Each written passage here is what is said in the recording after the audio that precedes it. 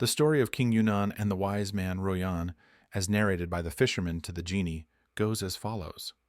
It has been told, O wise and happy king, that the fisherman said to the genie that there once was a king who ruled over the lands of Rome and Persia, named Yunan. In his city lived a wise man, learned in the arts of philosophy, medicine, and herbs, named Ruyan. The wise man Ruyan learned that King Yunan was afflicted with leprosy, a disease that no physician could cure, not with medicines, ointments, nor with any other means. The wise man went to the king and offered to cure him of leprosy without making him drink a single drop of medicine, and the king was delighted. The wise man then went and crafted a club and a ball from his medicines, and he asked the king to play with the club while riding his horse until he sweated, and then to return and bathe. The king did as the wise man instructed, and the medicine from the club seeped from his hand into his body, curing him of leprosy, until his skin became as pure as silver. The king grew fond of the wise man, seating him beside him on the throne, making him his close friend, and showering him with gifts and thousands of gold dinars.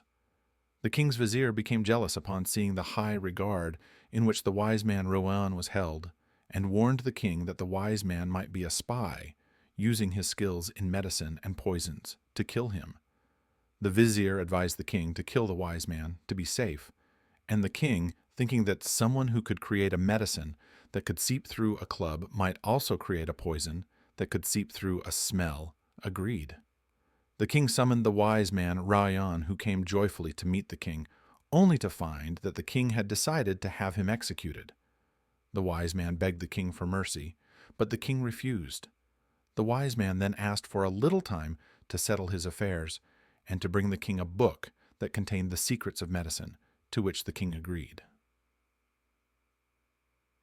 The wise man Ruyan returned with a book and a coal container, telling the king that if his head was cut off, and the king read from the book, the head would speak to him.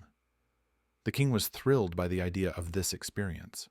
Before the wise man was executed, the king wanted to browse through the book, but he found the pages stuck together, so he licked his fingers and turned the pages, only to find them blank. The wise man then said, "Continue turning the pages," and as the king did so, the poison that the wise man had placed in the book seeped into the king's body. It wasn't long before the king fell dead. The wise man Ruyan then remarked that if the king had spared him, he would have been saved, but because of his arrogance and ingratitude, his fate was death.